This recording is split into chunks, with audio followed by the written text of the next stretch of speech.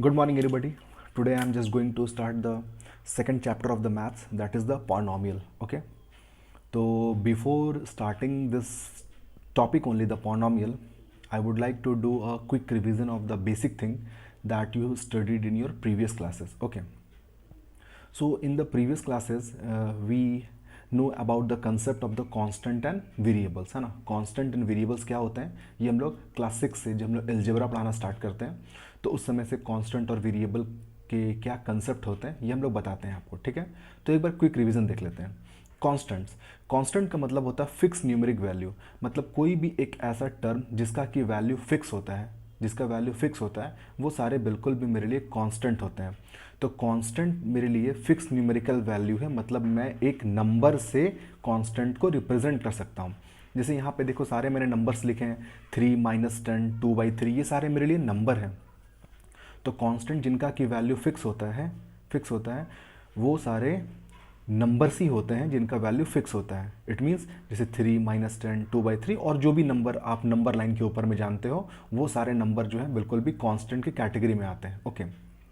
अब जिनको हम लोग बिल्कुल भी, जिनका वैल्यू बिल्कुल भी फिक्स नहीं है, वो हमारे लिए हो जाएंगे वेरिएबल्स. तो जैसे कांस्टेंट जो है जब उनका वैल्यू फिक्स होता है इसलिए उसको हम लोग नंबर से दिखाते हैं. तो वेरिएबल जिसका वैल्यू फिक्स नहीं होता है तो इसलिए हम लोग उसको सिंबल या फिर अल्फ़ाबेट से दिखाते हैं. जैसे XYZ, जैसे कोई भी टर्म आपको नहीं पता है तो मान लेते हो let this is equal to x, है ना. तो वहाँ पे जो x आप मानते हो वो क्या है, हमारे लिए वेरिएबल है. ओके.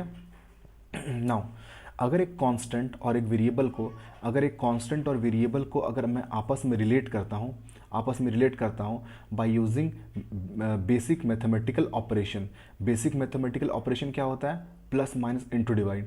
तो प्लस माइनस इंटू डिवाइड को ही हम लोग बेसिक मैथमेटिकल ऑपरेशन बोलते हैं, जो कि आपने बोर्ड मास में पढ़ा होगा, क्लास 3-4 में आपने पढ़ा होगा बोर्ड मास के बारे में. तो यहाँ पे प्लस माइनस इंटू डिवाइड जो है वो हमारे लिए बेसिक मैथमेटिकल ऑपरेशन है. तो अगर एक कांस्टेंट और वेरिएबल को आपस में मैं रिलेट कर रहा हूँ, रिलेट कहो या ऑपरेट कहो by using some basic mathematical fundamental sign, जो कि है प्लस माइनस इंटू डिवाइड. ठीक है.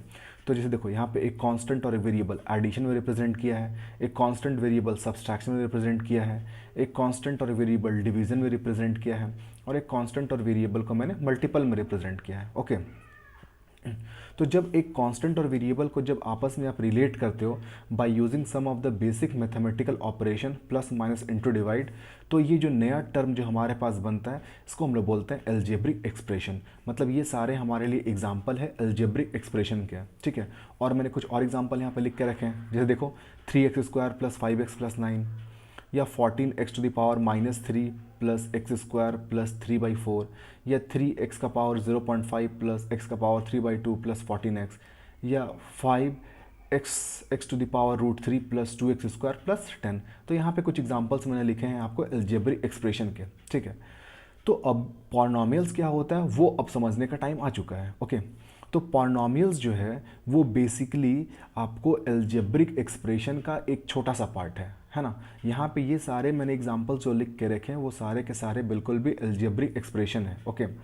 बट पॉलिनॉमियल आप कह सकते हो कि पॉलिनॉमियल जो है वो एक special type of algebraic expression है. तो पॉलिनॉमियल अगर एक special type of algebraic expression है तो उसमें क्या स्पेशलिटी है वो हम लोग समझते हैं.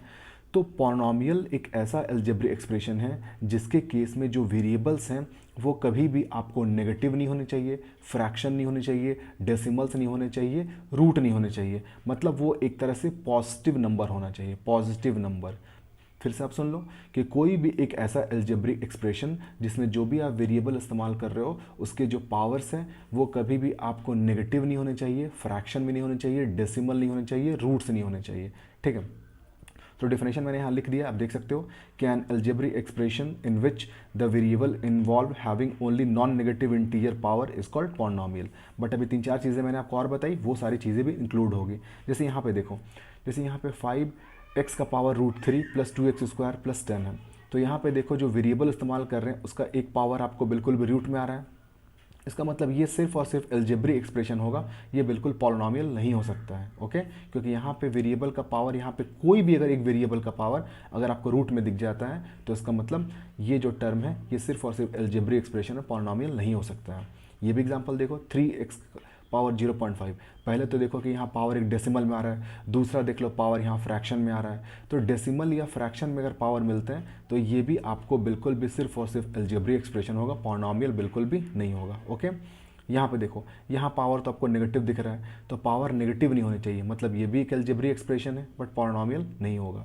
लेकिन यहाँ पे देखो x का पावर 2 प्लस में है, x का पावर 1 प्लस में है, तो जो भी वेरिएबल इस्तेमाल कर रहे हैं वो सारे पावर आपको पॉजिटिव में है। इसका मतलब ये अलजेब्रिक एक्सप्रेशन जो सबसे पहला एग्जाम्पल है वो डेफिनेटली पॉलिनॉमियल के अंदर में आएगा। मतलब ये जो पहला जो एग्जाम्पल है ये इस अलजेब्रिक एक्सप्रेशन को मैं पॉलिनॉमियल के कैटेगरी में रख सकता हूँ। Okay, now next coefficient. Next topic है कोफिशिएंट।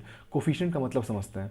कोफिशिएंट का मतलब होता है कि जिस भी चीज़ का अगर आपको कोफिशिएंट पूछा जा रहा है उसको छोड़ करके बाकी उसके साथ जो भी चीज़ अटैच है वो उसके कोफिशिएंट हो जाएंगे। ठीक है, जैसे यहाँ पे देखो, यहाँ पे 3/4 x cube plus 4x square plus 9।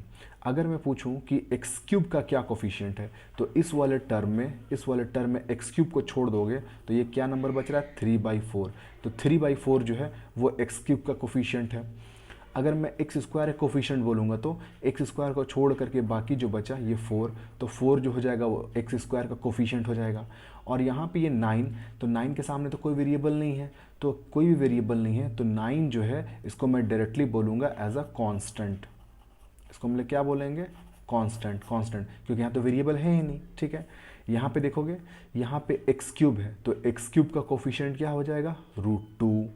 X square का कोफिशिएंट क्या हो जाएगा 5, एक्स का कोफिशिएंट क्या हो जाएगा 3, और यहाँ 7/3 क्या हो जाएगा आपके लिए बिल्कुल भी constant. Okay, now degree. Next topic हम लोग पढ़ते हैं डिग्री क्या होता है। डिग्री, ओके, तो डिग्री बेसिकली क्या होता है कि कोई भी जो आप पॉलिनॉमियल, जैसे यहाँ पे देखो ये दोनों मैंने एग्जांपल पॉलिनॉमियल्स का रखे हैं, तो पॉलिनॉमियल जो भी आप पॉलिनॉमियल इस्तेमाल कर रहे हो उस पॉलिनॉमियल में जहाँ जहाँ वेरिएबल हैं तो उन वेरिएबल का मैक्सिमम पावर क्या है, हाईएस्ट पावर क्या है, तो जो भी हाईएस्ट पावर हो जाएगा वो उसकी डिग्री हो जाएंगे। जैसे यहाँ पर देख लेते हैं 2x + 3, यहाँ वेरिएबल सिर्फ 1, एक ही वेरिएबल है, एक ही जगह इस्तेमाल हो रहा है वेरिएबल, इसके पावर कुछ भी नहीं है मतलब 1। तो इसका मतलब अगर मैं इसका डिग्री के बारे में बात करूँगा, डिग्री, तो डिग्री कितना हो जाएगा 1।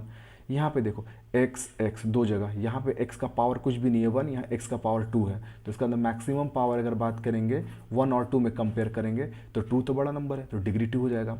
यहाँ पे देखो x, यहाँ पे पावर 3, यहाँ पे 2, यहाँ पे 4, तो 3 to 4 में कंपेयर करेंगे तो 4 ग्रेटर नंबर है, इसका मतलब इसका जो डिग्री होगा वो बिल्कुल भी 4 होगा। डिग्री का मतलब होता है हाईएस्ट पावर ऑफ वेरिएबल्स। जैसे इसमें देखो x³ एक्स स्क्वायर यहाँ नहीं है, हाईएस्ट पावर क्या है 3, मतलब इस पॉलिनॉमियल का डिग्री कितना हो जाएगा बिल्कुल भी 3। इसका डिग्री की बात करेंगे, इसका भी डिग्री बिल्कुल 3 होगा। ओके, तो डिग्री का मतलब होता है highest power of variable. Now next हम लोग टॉपिक देखेंगे टाइप ऑफ पॉलिनॉमियल्स। तो यहाँ पे हम लोग टाइप्स ऑफ पॉलिनॉमियल देखेंगे on the basis of degree, मतलब यहाँ पे हम लोग पॉलिनॉमियल को क्लासीफाई कर रहे हैं on the basis of degree. But इससे पहले हम लोगों ने क्लास आई थिंक 8 में हमने पढ़ा था कि type of the polynomial on the basis of term. अगर एक टर्म रहेगा तो मोनोमियल, 2 टर्म रहेंगे तो बायनोमियल, 3 टर्म रहेंगे ट्राइनोमियल, और ज़्यादा टर्म रहेंगे तो फिर पॉलिनॉमियल। तो ये टाइप्स हम लोगों ने पढ़ा था on the basis of number of term, जो हम लोगों ने क्लास ऑलरेडी 8 में पढ़ के आए हैं। ठीक है, लेकिन अब क्लास 9 पे हम लोग देखते हैं types of polynomial based upon degree. और डिग्री का मतलब क्या होता है मैंने आपको पहले बता दिया। तो सबसे पहला जो आपका पॉलिनॉमियल आता है लीनियर पॉलिनॉमियल। लीनियर पॉलिनॉमियल कहने का मतलब होता है कि ऐसा पॉलिनॉमियल जिसमें डिग्री 1 है। जैसे यहाँ पे एग्जांपल देखो 4x + 3, तो यहाँ पे वेरिएबल यहाँ पे x है और इसका पावर मैक्सिमम कितना है 1 है, मतलब मैक्सिमम पावर अगर 1, डिग्री 1, तो ये बिल्कुल भी लीनियर पॉलिनॉमियल है। जैसे यहाँ पे देखो 2x, यहाँ पे एक ही वेरिएबल है और इसका पावर बिल्कुल 1 है, मतलब ये भी लीनियर पॉलिनॉमियल है। और यहाँ पे भी x है, सिर्फ एक ही वेरिएबल है और इसका पावर 1 है, मतलब ये भी लीनियर पॉलिनॉमियल है। अब हम लोग देखते हैं कि कोई भी जो एक पॉलिनॉमियल जो लीनियर पॉलिनॉमियल होता है उसका जनरल फॉर्म क्या होता है। तो उसका जनरल फॉर्म होता है ax + b। तो ये ax + b जो है वो बिल्कुल भी लीनियर पॉलिनॉमियल का जनरल फॉर्म है, जनरल फॉर्म। ठीक है, जिसमें कि a का वैल्यू कभी 0 नहीं हो सकता है। यहाँ पे a does not equal to 0। क्यों? अगर a का वैल्यू 0 हो गया तो ये पहला टर्म पूरा 0, सिर्फ क्या बचेगा b, और b तो सिर्फ कांस्टेंट है ना। तो इसका मतलब यहाँ पे जो लीनियर पॉलिनॉमियल है उसके जनरल फॉर्म होते हैं ax + b। तो यहाँ पे ये 3 एग्जांपल्स मैंने लिखे हैं, इसमें से ये पहला एग्जांपल जो है ये बिल्कुल भी जनरल फॉर्म में, क्योंकि जनरल फॉर्म से कंपेयर करूँगा, देखो x मैच कर रहा है तो इसका मतलब a का वैल्यू कितना हो जाएगा 4, फिर प्लस मैच कर रहा है, फिर b का वैल्यू कितना हो जाएगा 3। बाकी ये दोनों बिल्कुल भी जनरल फॉर्म में नहीं है। तो अगर इस 2x को अगर 2x को मैं जनरल फॉर्म में कन्वर्ट करना चाहता हूँ तो मैं लिखूँगा यहाँ पे 2x प्लस जीरो। मैं इसे जीरो क्यों ऐड कर रहा हूँ? क्योंकि जीरो ऐड करने से कोई फ़र्क नहीं पड़ेगा, क्योंकि मैं इसको बिल्कुल इस फॉर्म में लिख सकता हूँ। क्योंकि इस फॉर्म में लिखने से जब जनरल फॉर्म में आप कंपेयर करोगे तो a का वैल्यू आपको मिल जाएगा 2 और b का वैल्यू मिल जाएगा आपको बिल्कुल भी 0। वैसे अगर ये x है, अगर इसको मैं अगर जनरल फॉर्म में कन्वर्ट करना चाहता हूँ तो x को अगर मैं जनरल फॉर्म में कन्वर्ट करूँगा तो I can write here x plus zero. और जब इसको आप जनरल फॉर्म से कंपेयर करोगे तो a x के सामने का जो कोफिशिएंट होता है, x का कोफिशिएंट वो होता है a, तो यहाँ पे कुछ नहीं है 1, और जो कांस्टेंट पार्ट होता है b दैट इज़ 0। तो यानी कि यहाँ पे b का जो वैल्यू है वो बिल्कुल भी 0 हो गया। तो कोई भी पॉलिनॉमियल जिसमें कि हाईएस्ट पावर अगर 1 है तो डिग्री 1 है ना, हाईएस्ट पावर 1 है तो डिग्री 1 होगा, तो वो लीनियर पॉलिनॉमियल कैटेगरी में आ जाएंगे। और ये उसका जनरल फॉर्म है जिसमें a का वैल्यू 0 नहीं है। तो ऐसा नहीं है कि हमेशा कोई पॉलिनॉमियल जनरल फॉर्म में ही होता है, अगर नहीं है तो आप उसको जनरल फॉर्म में बिल्कुल भी कन्वर्ट कर सकते हो, जैसे मैंने आपको बताया। नेक्स्ट आता है क्वाड्रेटिक पॉलिनॉमियल। क्वाड्रेटिक पॉलिनॉमियल का मतलब, क्वाड्रेटिक मतलब डिग्री 2। ओके, जैसे यहाँ पे देखो डिग्री 2 मतलब highest power 2, 2x square plus 5x plus 4। यहाँ दो जगह x है, मैक्सिमम पावर 2 है, 2 और 1 तो 2 तो बड़ा है, यानी कि ये आपके लिए क्वाड्रेटिक पॉलिनॉमियल है। 2x स्क्वायर प्लस 3x, यहाँ पे देखो x इस्तेमाल कर रहे हैं और यहाँ पे मैक्सिमम पावर 2, यहाँ पे डिग्री 2 हो गया। 5x स्क्वायर, यहाँ पे मैक्सिमम पावर 2 है। तो ये तीनों मेरे लिए बिल्कुल भी क्वाड्रेटिक पॉलिनॉमियल के एग्जाम्पल्स हैं। लेकिन क्वाड्रेटिक पॉलिनॉमियल का अगर हम जनरल फॉर्म की बात करेंगे तो ये उसका जनरल फॉर्म है। General form ax square plus bx plus c। General form का मतलब होता है कि धीरे धीरे पावर डिक्रीज करना चाहिए। तो जब ये क्वाड्रेटिक है तो मतलब हाईएस्ट पावर पहले 2 होगा, फिर 1 होगा और फिर 0 होगा। लीनियर में देखो पहले पावर 1 था, फिर बिल्कुल नहीं है। तो जब भी हम लोग जनरल फॉर्म के बारे में बात करते हैं तो जनरल फॉर्म का मतलब होता है कि पावर को डिक्रीजिंग ऑर्डर में लिखिए। पहले हाईएस्ट पावर लिखिए 2, फिर 1, फिर 0 कर दीजिए। तो ये तो आपको बिल्कुल भी जनरल फॉर्म में है, लेकिन ये जनरल फॉर्म में नहीं है। तो इसको अगर मेरे को जनरल फॉर्म में लिखना होगा तो देखो यहाँ पे, और 2x स्क्वायर और प्लस ये 3x, इसको अगर मैं जनरल फॉर्म में कन्वर्ट करूँगा तो ये आ जाएगा मेरे लिए 2x स्क्वायर प्लस 3x और प्लस 0। और इसको मैं जब कंपेयर करूँगा तो ये वैल्यू मेरे लिए a का वैल्यू, ये मेरे लिए b का वैल्यू और ये मेरे लिए c का वैल्यू, है ना। वैसे यहाँ पे सेकंड एग्जांपल था 5x स्क्वायर। इसको अगर जनरल फॉर्म में कन्वर्ट करेंगे तो मैं लिखूँगा यहाँ पे 5x स्क्वायर और प्लस 0x और प्लस 0, क्योंकि 0 से x को मल्टीप्लाई करोगे तो ये ऑटोमेटिक 0 और 0 से 0, मतलब ये पूरा टर्म इसके इक्वल है। लेकिन मैंने ऐसे इसको लिखा है ताकि मैं जनरल फॉर्म से कंपेयर कर सकूं। तो ये मेरे लिए a का वैल्यू है, ये मेरे लिए b का वैल्यू है और मेरे लिए c का वैल्यू है। तो कोई भी पॉलिनॉमियल जो जनरल फॉर्म में नहीं है उसको आप बिल्कुल भी जनरल फॉर्म में ईजिली कन्वर्ट कर सकते हो। और जनरल फॉर्म लिखने का रूल तो आप समझिए कैसे है कि हमेशा पावर को डिक्रीजिंग ऑर्डर में लिखना है। नेक्स्ट है क्यूबिक पॉलिनॉमियल।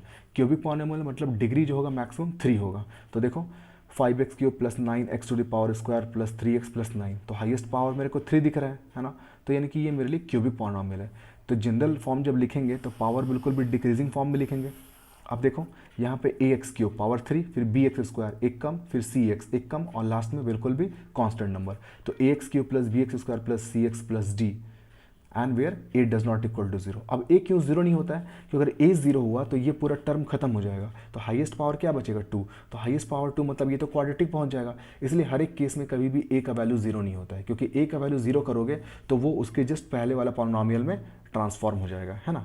क्यूबिक है तो क्वाड्रेटिक हो जाएगा, क्वाड्रेटिक है तो लीनियर आ जाएगा। Okay, next is a by quadratic. अब तो आप समझ गया होगा डिग्री पावर 4 होगा तो बाई क्वाड्रेटिक। जनरल फॉर्म देख लो, ax का power 4 plus bx cube plus cx square plus dx plus e, तो ये हो गया बाई क्वाड्रेटिक पॉलिनॉमियल। ठीक है, बाई क्वाड्रेटिक पॉलिनॉमियल। और लास्ट आता है कांस्टेंट पॉलिनॉमियल। कांस्टेंट पॉलिनॉमियल का मतलब होता है डिग्री इक्वल टू 0, क्योंकि अभी तक डिग्री मैंने 1, 2, 3 और यहाँ तक 4 तक बताया था, लेकिन अब आता है यहाँ पे डिग्री 0। डिग्री 0 का मतलब होता है कि जिसमें कि सिर्फ और सिर्फ न्यूमेरिक वैल्यू मतलब कोई भी इसमें वेरिएबल नहीं है। तो सिर्फ अगर एक नंबर है, सिर्फ और सिर्फ एक नंबर है तो वो मेरे लिए कांस्टेंट पॉलिनॉमियल है। क्योंकि यहाँ तो आप देख सकते हो जैसे 5 है तो मैं 5 को मैं x का पावर 0 लिख सकता हूँ, क्योंकि anything to the power 0 that is equal to 1। तो यहाँ पे जो वेरिएबल x है उसका पावर 0 है, मतलब डिग्री तो 0 हो गया। तो इसका मतलब कोई भी जो एक कांस्टेंट नंबर होता है वो मेरे लिए एक तरह से कांस्टेंट पॉलिनॉमियल है। और कांस्टेंट पॉलिनॉमियल में अगर ये नंबर अगर 0 हो जाता है, ये वैल्यू अगर 0 हो जाता है तो उसको हम लोग बिल्कुल भी 0 पॉलिनॉमियल बोलते हैं। मतलब कांस्टेंट पॉलिनॉमियल केस में जो नंबर है ये कोई भी नंबर है तो वो मेरे लिए कांस्टेंट पॉलिनॉमियल है। लेकिन अगर कांस्टेंट पॉलिनॉमियल में अगर ये वैल्यू जो है अगर वो 0 हो जाता है तो उसको फिर हम लोग 0 पॉलिनॉमियल बोलते हैं। ओके, तो यहाँ पे कुछ मैंने टाइप्स आपको डिस्कस किए, इससे बेसिस आप बिल्कुल भी एक्सरसाइज स्टार्ट कर सकते हो, और मैं नेक्स्ट वीडियो में डिस्कस करूँगा कुछ questions regarding the polynomial. Thank you very much.